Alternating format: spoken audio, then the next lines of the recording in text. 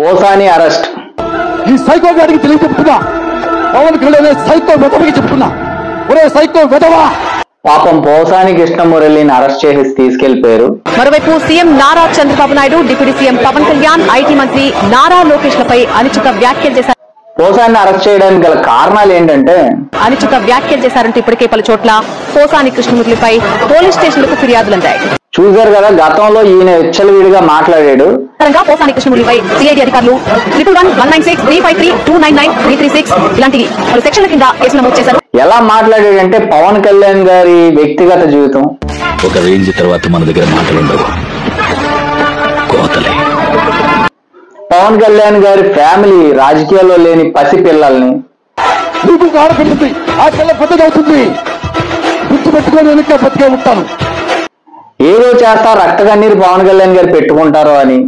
రక్త కన్నీరు పెట్టుకుంటావు నా కొరక. అంటే పవన్ కళ్యాణ్ గారు ఇప్పుడు రక్త కన్నీరు పెట్టుకుంటారా, పోసాని కృష్ణమురళి పెట్టుకుంటాడా? నా కోసమే బతికితే నన్ను బూతులు తిట్టేవాడిని కింద కూర్చోబెట్టి నార తీస్తా. ఇప్పుడు రక్త కన్నీరు వచ్చేలాగా కొడతారు నిజాలు చెప్పకపోతే.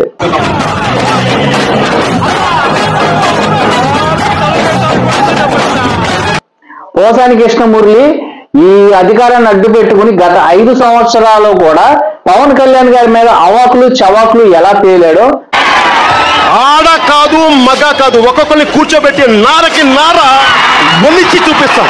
వాటిలన్నిటికి కూడా చరమగీతం పాడారు ఈ రోజు పోలీసులు. ఇక కురుక్షేత్రమే.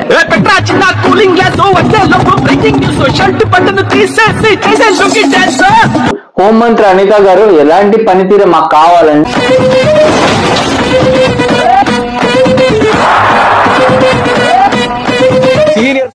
అంటే వ్యక్తిగతంగా మాకేం ఎవరి మీద ద్వేషాలు లేవు, కానీ అధికారాన్ని అడ్డు పెట్టుకుని వీళ్ళతో ఉస్కో అంటే డిస్కో అని ఆడిన ప్రతి ఒక్కరిని, వీళ్ళతో ఆడిచ్చిన జగన్మోహన్ రెడ్డితో సహా ప్రతి ఒక్కరిని కూడా శ్రీకృష్ణ జన్మస్థలానికి పంపించి రాబోయే 5 సంవత్సరాలు సుపరిపాలన చూపించి క్రిమినల్ పాలిటిక్స్ లేకుండా చేసి అవినీతి అక్రమాలు లేకుండా చేసి ప్రతి ఒక్కరూ కూడా గత ప్రభుత్వంలో అవాకులు చవాకులు పేలి చంద్రబాబు నాయుడు గారిని, లోకేష్ ని, పవన్ కళ్యాణ్ గారిని, పవన్ కళ్యాణ్ గారి ఫ్యామిలీ అయితే రాజకీయాల్లో లేని ఆడపిల్లల్ని, అభం శుభం తెలియని ముక్కు పచ్చలారని ఆడపిల్లలను కూడా పవన్ కళ్యాణ్ అరే లవ్వుడు లుచ్చా, అరే మెంటలోడా అని చెప్పి ఇష్టం వచ్చినట్టు మాట్లాడిన ఈ పోసానిని ఈ రోజు అరెస్ట్ చేయడం కాదు, ప్రభుత్వం వచ్చిన విత్-ఇన్ 3 months లో అరెస్ట్ చేసి ఉంటే కనుక ఇంకా బాగుండేది. ఎందుకంటే బోల్డ్ అంత డేటా ఉంటది ఈయన దగ్గర. ఈయన కాల్ లిస్ట్ చూడండి, ఈయన ట్రాన్సాక్షన్స్ చూడండి, ఈయన ఎవరెవరితో ఎంతెంత ట్రాన్సాక్షన్ వచ్చినాయి, పవన్ కళ్యాణ్ గారిని తిట్టినప్పుడల్లా కోట్ల రూపాయలు ముడుపులు అన్నీ ఉంటాయి ఈయనకి. అవన్నీ కూడా బయట తీసి పబ్లిక్ లో పెట్టాలి, పబ్లిక్ డొమైన్ లో పెట్టి ప్రతి ఒక్కరికి కూడా తెలియపరచాలి. ఇది ఎందుకు అంటున్నానంటే ఈయన రక్త కన్నీరు వస్తుంది పవన్ కళ్యాణ్ అన్నారు.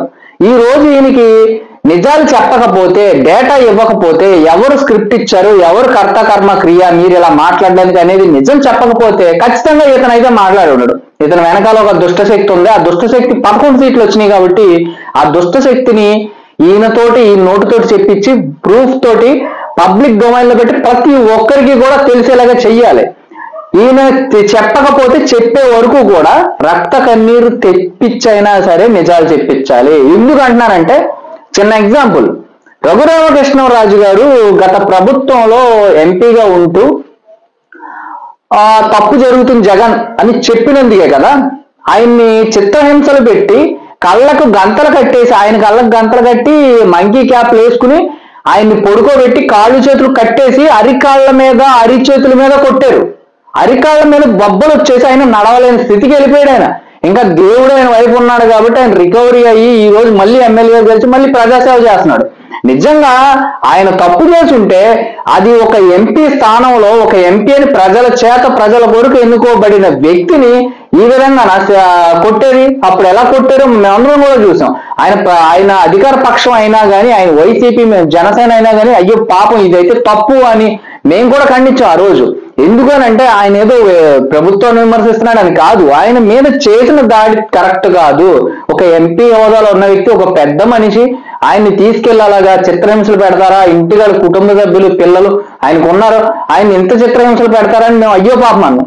ఈ రోజు అవాకులు చవాకులు మాట్లాడి ఇష్టానుసారంగా మాట్లాడిన పోసాని లాంటి వాడిని కానీ, రామ్ గోపాల్ వర్మని కానీ, లేదంటే వల్లభనేని వంశీని కానీ, నెక్స్ట్ కొడాలి నానిని కానీ, గతంలో అరెస్ట్ చేసిన బూర్గడ్డ గారిని కానీ, వీళ్ళందరినీ కూడా అరెస్ట్ చేయడమే కాకుండా ఏదైతే చిత్రహింసలు వీళ్ళు పెట్టారో సామాన్య ప్రజల్ని, ఎంతో మంది దళితులు చనిపోవడానికి కారకులయ్యారు, ఎంతో మంది వాక్ స్వాతంత్రం కోల్పోయారు. వీళ్ళు ఉన్న 5 సంవత్సరాల్లో కూడా తప్పు అని చెప్పిన ప్రతి ఒక్కరిని కూడా అంతు చూశారు వీళ్ళు.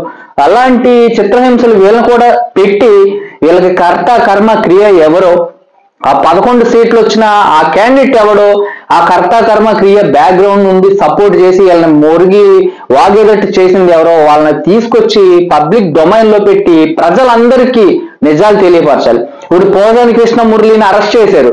ఆయన డేటా, కాల్ డేటా చెక్ చేయండి, ఆయన వాట్సాప్ డేటా చెక్ చేయండి, ఆయన ట్రాన్సాక్షన్స్ చెక్ చేయండి.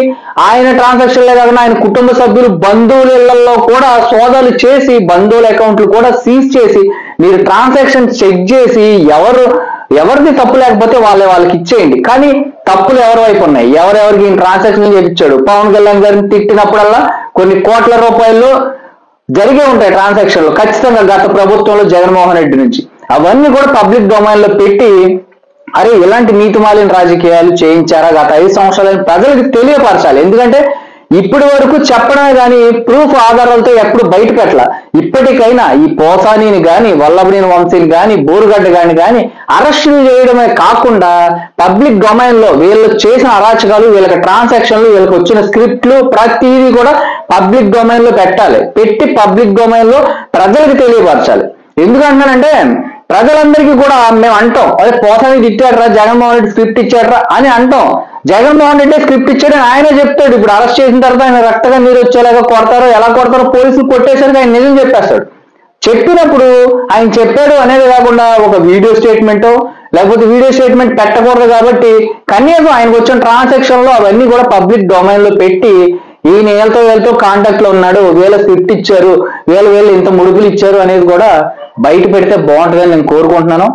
సో ఆ విధంగా ప్రభుత్వం చర్యలు తీసుకోవాలి. హోంమంత్రి అనిత గారు, పవన్ కళ్యాణ్ గారు మార్కు రాజకీయం అంటే పవన్ కళ్యాణ్ గారు ఒకటేనండి, డోలీ మోతలు లేని రాష్ట్రం అని కానీ, డ్రైనేజీలు, సీసీ రోడ్లు, బీటీ రోడ్లు లేని ప్రజలు లేని ఊర్లు ఉండకూడదు అని చెప్పేసి పవన్ కళ్యాణ్ గారు లక్ష్యం. ఆయన ప్రజలు కష్టాల్లో ఉన్నారా పలానా ప్రజలు, ఆంధ్ర ప్రజలు అనే మాట ఆయన చెవులోకి రాకూడదు. అప్పటి వరకు ఆయన కృషి చేస్తూనే ఉంటారు, అప్పటి వరకు ఆయన కష్టపడుతూనే ఉంటారు. సో అలాంటి వ్యక్తికి ఈ రోజు అవాకులు చవాకులు పేలుతున్న ఒక దువ్వాడ లాంటోడు కానీ, రోజా కానీ ప్రతి ఒక్కరిని కూడా అన్యాయంగా ఎవరిని అరెస్ట్ చేయొద్దు. గత ప్రభుత్వంలో చేసిన అవినీతి అక్రమాలు బయటకు తీసి అవన్నీ కూడా వీళ్ళ మీద ఎంక్వైరీ వేసి వీళ్ళని ఏదో ఒక రకంగా బుక్ చేసి లోపలేసి కొన్నాళ్ళ పాటు ఒక ఈశ్వరుడు నోరిచ్చాడు కదా, మనకి నాలుగు ఉంది కదా అని ఇష్టానుసారంగా ఒక అమాయకుల్ని, ఒక నిస్వార్థ పరుల్ని ప్రజాసేవ చేద్దామని రాజకీయాల్లోకి వచ్చిన వాళ్ళని మాట్లాడితే ఎలా ఉంటుంది అనేది రుచి చూపించాలి వీళ్ళకి. సో ఆ విధంగా చర్యలు తీసుకోండి. జై హింద్.